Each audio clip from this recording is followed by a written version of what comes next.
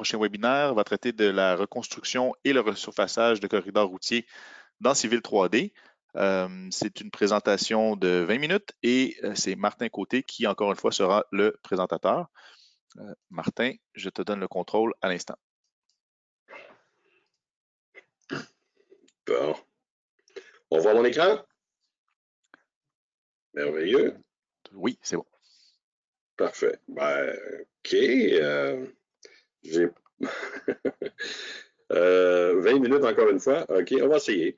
Réhabilitation, nivellement et ou rabotage. On a cette nouvelle fonctionnalité-là dans Civil 3D. Lorsqu'on crée un projet 3D ou un corridor, on a ici projet 3D de réhabilitation. Alors, c'est une fonction qui nous permet de créer un assemblage et un corridor pour faire de la réhabilitation, soit du rabotage ou du resurfaçage. Alors, il va utiliser un assemblage type qui fait partie de l'onglet réhabilitation. On en a plusieurs là-dedans. Mais vous allez voir, la fonctionnalité automatique vous donne déjà là en partant un bon aperçu de ce que vous avez besoin de faire. Alors, je vais retourner ici dans mon Civil 3D. On passe ça tout de suite. Pas de slides direct dans le feu de l'action. Alors, j'ai ici une surface d'une route existante, littéralement. Alors, on va faire du resurfaçage ici là-dessus. On voit très bien là, ici là, la couronne au centre, la voile, l'accotement. Alors, on va pouvoir utiliser ça pour tester notre module de resurfaçage. Donc, on commence tout de suite avec projet 3D et on part. Projet 3D de réhabilitation, directement ici. On clique. Bon, évidemment, au préalable, j'ai créé mon alignement au centre, j'ai créé mon profil proposé. Un alignement au centre, c'est l'alignement que j'ai fait. Je vais juste recommencer ça ici. J'ai utilisé l'axe ajustement optimal et j'ai utilisé la couronne de la route existante. Et je me suis créé un profil de la route existante et j'ai créé aussi un profil avec ajustement optimal pour que mon profil proposé épouse plus ou moins mon profil existant. À moins d'avoir des changements quelconques, comme ici, où on veut adoucir le creux, et ici aussi. Alors à ce moment-là, pour la partie de la réhabilitation, bien, on devrait plus ou moins suivre le terrain existant. Donc, projet 3D, projet de réhabilitation. Je lance ça. Alors, fond de la rue, description, style de projet 3D. Bien, je vais utiliser le style par défaut. Style de profilé par défaut, donc il va utiliser le style conçu pour la réhabilitation. Mon axe, ma ligne de profil en long, proposé, mon début, ma fin. Alors, évidemment, le début, je vais le faire après le ponceau ici. Et la fin, on le fait un petit peu avant l'intersection. Et on cible notre surface TN. Alors, vous voyez que c'est comme construire un corridor standard, un projet 3D standard. Je fais OK. Et là, par contre, il va venir nous diviser notre écran en plusieurs parties. Je vais juste sortir ça de là. Je fais, oh, parfait, il n'est pas autorisé. Alors là, on va avoir plusieurs fenêtres qui vont apparaître. Je vais juste fermer là pour l'instant. Ici, ce qu'on voit, donc on voit notre profil qui est ici. Je peux peut-être le placer un peu mieux. Je vais voir mon profil, mon plan qui est là. Et j'ai une coupe transversale qui est l'équivalent de les sections qu'on va avoir tout au long de notre projet. Là, évidemment, on n'a rien pour l'instant. Donc, si je viens ici, parce que je n'ai pas appliqué. Ici, j'ai mon fameux resurfaçage. Une voie à gauche, une voie à droite. Alors, j'ai mes paramètres de propriété ici. Je suis sur la voie de gauche, présentement. Donc, je m'en viens ici, bordure intérieure de la voie, bordure intérieure de décalage. Alors, bordure largeur de la voie 0, ça veut dire que je me mets pile sur mon centre de rue. Largeur de voie, alors 3,5 mètres, mettons par défaut, mais largeur de cible, je vais laisser comme ça, tiens, 3,5 mètres. Je vais faire la même chose pour ma voie de droite, 3,5. Alors, en haut, on a les voies. En bas, on a nos paramètres, justement, de réhabilitation. Alors, pente transversale idéale, je vais avoir ça à, mettons, 2,5 %. Je n'utilise pas de dévers pour l'instant. Je pourrais. On aurait la possibilité, mais les dévers ne sont pas calculés. Les tolérances de pente, 0,5 %. Alors, 0,5 % de 2,5. Donc, on va être à l'intérieur des tolérances. Limite de pente d'interruption et limite de gradient relatif, donc les pentes. Et plus bas, je vais avoir le nivellement uniquement. Je peux faire du nivellement, je peux faire du rabotage, je peux faire les deux. On va commencer par le nivellement uniquement. Et les profondeurs de recouvrement, mettons qu'on met ça à 50 mm. Nivellement minimal, 50, j'ai dit 50. On a dit 50. 5 mm, on est serré. Hein? 50 mm ici, en haut et en bas. Et je vais lancer ça comme ça tout de suite. Vous voyez, si je viens gauche, droite, c'est les mêmes paramètres en bas. Fait que ces valeurs-là s'appliquent à toutes les voies, utilisent la même pente transversale idéale. Je fais oui.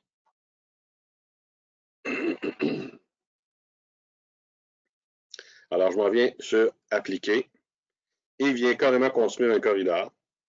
Si je viens voir dans mon plan, j'ai un corridor de construit. Et il vient automatiquement aussi se placer ici dans la section. Fait que je vois mon profil. Ça, c'était du, si je reviens ici dans mes paramètres, nivellement uniquement. Fait que je vais éteindre ça. Fait que si je me promène ici d'un bout à l'autre, dans mes sections, je peux voir mes résultats. Je peux avancer aussi une à la fois. Alors, chaque fois que je me décale, il me dit ici que mon décalage de la première pente ici est à 2,45, profondeur de nivellement 50 mm, 67,74 mm, profondeur de nivellement. Donc, j'ai toutes les options ici pour travailler dans mon nivellement. Je vais fermer ce menu-là et je vais voir ce que ça donne au plan. Donc, évidemment, j'ai mon corridor qui est ici, visualisation 3D. Et comme je l'ai dit tantôt, c'est comme si j'avais travaillé avec un corridor, que j'avais créé le profil type moi-même. Évidemment, on veut retourner là-dedans, donc c'est un peu voulu le fait de fermer ça. Alors, quand vous êtes en réhabilitation, vous avez une option supplémentaire qui s'appelle modifier le projet 3D de réhabilitation. Au lieu d'aller dans les propriétés de base, je m'en viens ici, je m'en viens choisir la zone, j'ai juste une zone à choisir, et il me ramène là où j'étais tantôt. Là, c'est là, comme ça. Juste fermer ça un peu moins large. Voilà. Alors, on est au bon endroit, toujours. Si je garde ça ici, si je veux essayer, par exemple, ce que ça donne en rabattage uniquement, je clique là-dessus. Toujours les mêmes paramètres. Je fais appliquer. Fait que là, vous voyez, ma surface est là. Je fais du rabattage. Alors, on est à... Le point d'exclamation, ça veut dire qu'on est probablement hors des tolérances permises. Vous voyez, j'avais une tolérance de 0,5 %. Je suis à moins 0,63 %. C'est pas loin, mais quand même. Et je peux vérifier comme ça tout le long du corridor. Je peux aussi cibler mes voies. Okay? J'ai ici la largeur de voie existante qui est là. Et j'ai aussi l'accotement qui est ici. Alors, je pourrais utiliser ces lignes-là pour faire du ciblage et faire même des voies supplémentaires. Mettons, je m'en viens à largeur de voie de cible pour la voie de gauche. Largeur de voie à la cible. Je m'en viens ici. Je clique. Vous voyez, c'est le même menu qu'on a. Alors, ce n'est pas un axe, c'est une ligne caractéristique dans ce cas-ci. Je sélectionne dans le dessin. La voie de gauche, c'est celle-là. Je fais OK. Et tant qu'à y être, on va faire la voie de droite aussi. Sélectionner dans le dessin. Je vais ici. Je fais OK. Je fais appliquer. Vous voyez qu'on est moins large. Et on vient respecter la voie existante, la largeur de voie existante. Je pourrais déplacer ici mon centre, là, on s'entend. Je ne dis pas que j'ai une conception parfaite. Là. Profondeur de rabotage minimum, encore une fois, je pourrais y aller avec un 50 mm. Chaque fois que je fais des changements ici, pour les appliquer, ben, c'est appliquer. Vous voyez, on est beaucoup plus proche de la surface. Si je veux faire deux voies à gauche, 2 voies à droite. Encore une fois, je fais appliquer. Et là, automatiquement, il vient placer néo-voie. Bon, évidemment, comme j'ai dit tantôt, là, il vient placer ça de façon aléatoire. On avait une largeur de 3,5 mètres. Alors, lui, il veut placer ça à 3,5, le point d'ancrage. Alors, voie de gauche 2, bord intérieur de décalage, je pourrais le mettre à 3,5, on l'a mis tantôt. Mais si j'ai une cible, c'est-à-dire je m'en viens ici et je viens sélectionner la même ligne qui me permet de cibler la largeur de ma voie dans mon plan ici. Cette ligne-là. Et je peux faire la même chose avec ma voie de gauche, voie de droite 2. Ici, sélectionne. Dans le plan, c'est ici.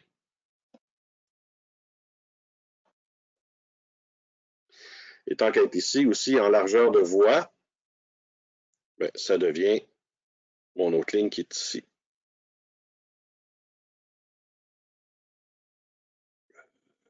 Ça, c'est mon bord de voie. Celle-là ici. Je fais OK. Et je vais aller faire la... Tiens, je vais garder ça comme ça. Je vais faire appliquer. Vous voyez, ici, appliquer au bord de la voie jusqu'au bord de l'accotement. Ce côté ici, je suis au bord de la voie, mais là, j'ai gardé mon 3,6 mètres de large qui est par défaut. Alors, voie de gauche 2. Ici, largeur, cible, sélectionne. On va aller chercher dans le dessin.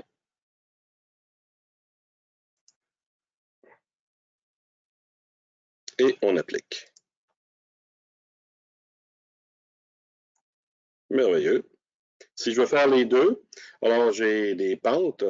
Bon, voie de 2. Pente transversale idéale. Est-ce que tous utilisent la même pente? Non. Alors, voie de gauche 2. Je vais avoir plutôt une pente de, mettons, 4,5 %. Voie de droite 2. 4,5. Ça, c'est mon accotement. Je vais appliquer. Alors, chaque fois qu'on clique sur appliquer, il vient carrément refaire ce qu'on voulait, ce qu'on a appliqué comme modification, comme changement. Si je fais les deux, rabattage et nivellement, on va faire appliquer et on va voir les deux. C'est-à-dire, on a le rabattage qui est en bas et on a le nivellement qui est en haut. Et je peux circuler encore une fois dans mon dessin pour aller chercher ça un peu partout. Et là, j'ai un nivellement ici qui est à 100 mm, qui devrait être à 50. Voie de droite 2. Ça, c'est bon. 50, 50, 50. Parfait. Je vais faire réappliquer là-dessus. Vous voyez, ici, c'est assez visible.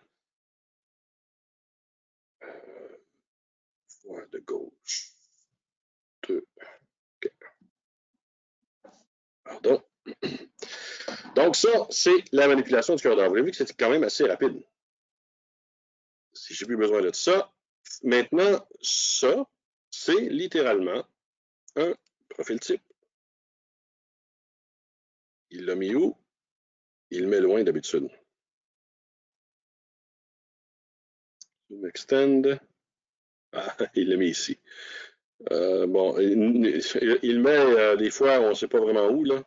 Mais si vous voulez le trouver, là, profil type, élément de profil type ici, là, ligne de base ou alignement assemblage 21, là. Clic à droite, zoom tout, vous allez aller directement dessus.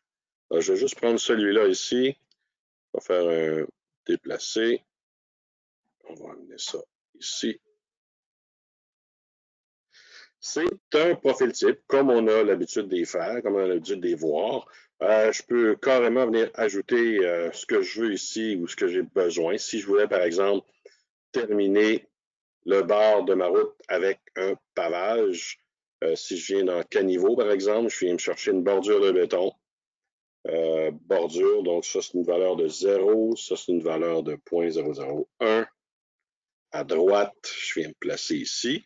Alors, j'ai une bordure de béton qu'on rajoute au projet et je peux carrément venir me chercher une ligne d'entrée en terre générale, par exemple.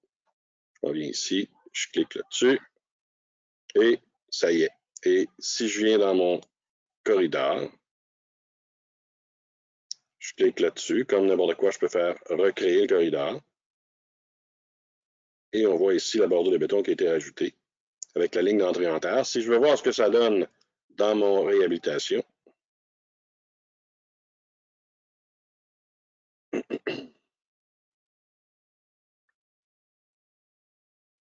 vous voyez ici, j'ai ma bordure. Et là, évidemment, dans le feu de l'action, on a oublié de paramétrer dans le projet 3D.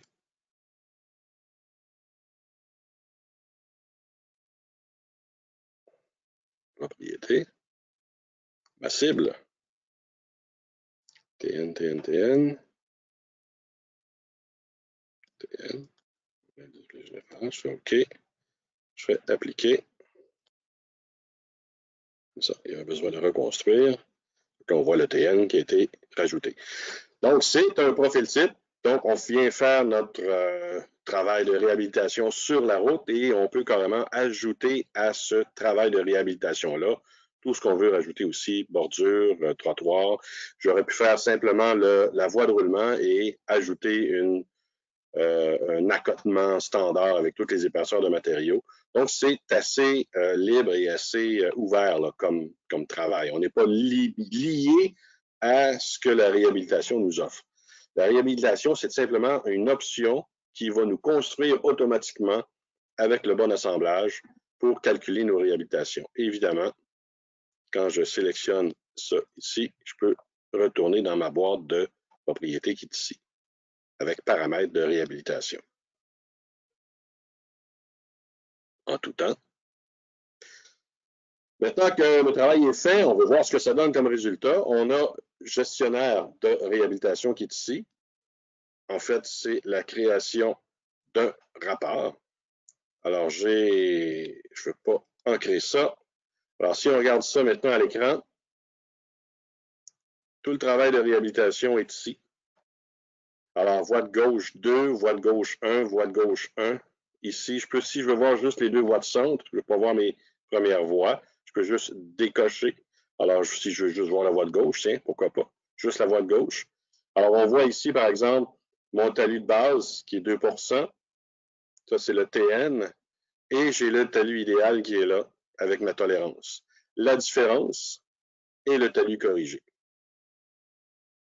Alors, si je veux voir exactement ce que c'est, par exemple, au chaînage, si je veux voir ce chaînage-là, ici, on commence, ici, on est dans le bon.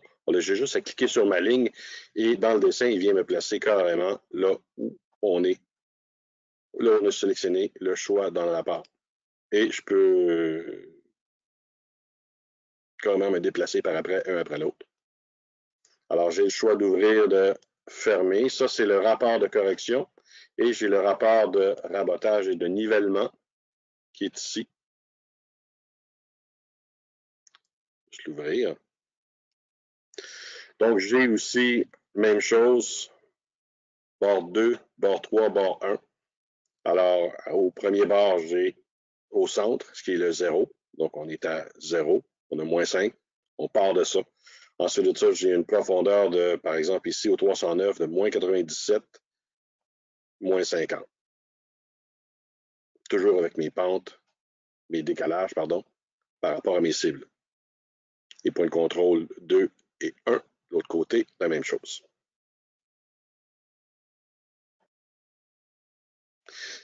Si je veux émettre un rapport, je peux avoir un décalage ici, par exemple, au 10 mètres, ou au 5 mètres, ou au 2 mètres. Si je fais 2, vous voyez ici, j'ai au 2 mètres, au lieu d'avoir au 5 mètres. Je pars du milieu, j'ai mes décalages au 2 mètres. Je pourrais les avoir au mètre, pour être plus précis si je voulais. Je retourne ici, donc je vais avoir plusieurs colonnes. 0, moins 1, moins 2, moins 3, moins 4. Donc, on est pas mal toujours à moins 4. On va avoir quelques endroits à moins 5, c'est ça. On a cet emplacement-là ici. Si je veux voir où est-ce que c'est, on est rendu là. Dans mon profil, on est ici.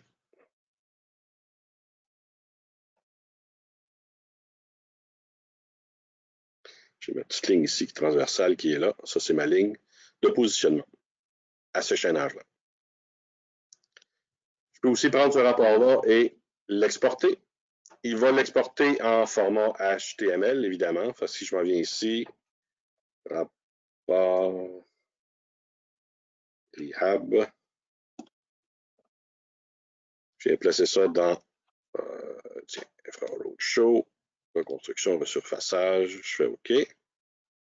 Si je vais chercher mon rapport ici, reconstruction, HTML. Alors, vous avez un beau rapport ici, complet. Je peux faire un CTRL-C, CTRL-A, CTRL-C, CTRL-V, tout amener ça dans CTRL-C, dans un beau fichier Excel. Et là, je peux venir m'amuser avec toutes les données qu'on a extraites de notre corridor. En 20 minutes, on a fait le resurfaçage d'une route. C'est quand même pas si pire. Et je me surprends moi-même, j'ai même respecté mon 20 minutes. Wow!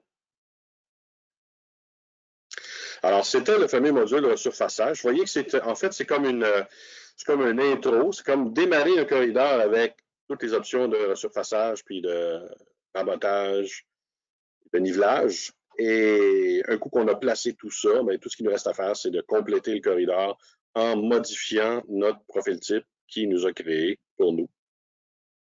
Et en tout temps, je peux venir même modifier les portions ici à l'intérieur. Je ne le ferai pas, là, mais on pourrait le faire. Vous avez dans la palette d'outils, dans Rehab, réhabilitation, les différentes autres options qu'on a ici, le recouvrement, élargissement depuis la bordure. Alors, quand on part de la bordure de trottoir, on veut s'en aller vers le centre, à une largeur et à une hauteur précise. Alors, surface existante, décalage d'élargissement, superposition, profil de superposition. Donc, ma superposition, elle est ici. Alors, je peux venir... Souvent, on se demandait, là, comment est-ce qu'on fait pour partir du bord de trottoir puis de s'en venir sur un axe et sur un profil avec une pente X? Bien, on a maintenant l'assemblage qui est capable de nous le faire ici. Recouvrement et élargissement depuis la bordure.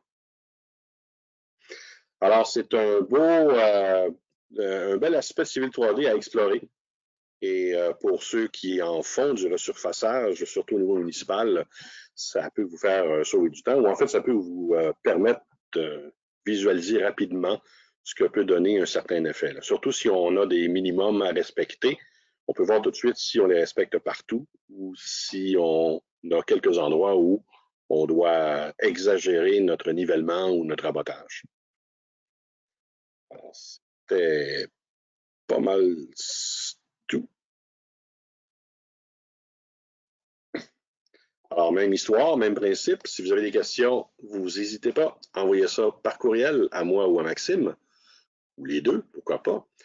Et entre-temps, ben, je vous souhaite bonne journée et bonne continuité. À toi, Maxime. Oui, excellent. Donc, je reprends le contrôle. Super. Donc, merci Martin pour cette avant-dernière présentation de l'avant-midi. Pour ceux et celles, encore une fois, qui viennent tout juste de se joindre à nous, pour accéder au prochain module, au prochain webinaire, nous allons tous devoir se déconnecter du présent webinaire et se reconnecter à l'aide du même lien que vous avez utilisé pour vous connecter à ce webinaire. Et pour ce qui est des questions, je crois que nous avons trouvé une solution. Je devrais être en mesure de pouvoir faire en sorte que Maxime et Martin deviennent des organisateurs et non plus des panélistes pour qu'ils puissent voir les questions et y répondre live. Dans la présente, en fait, dans le dernier webinaire de Martin, il y a eu une seule question qui s'est répondue d'elle-même grâce à la présentation de Martin. Donc voilà, on se retrouve tous en fait dans 4 minutes pour le prochain webinaire, l'amélioration de vos dessins et la gestion de la corruption, d'une durée de 30 minutes par Maxime Carrier. Donc au plaisir de vous revoir très prochainement.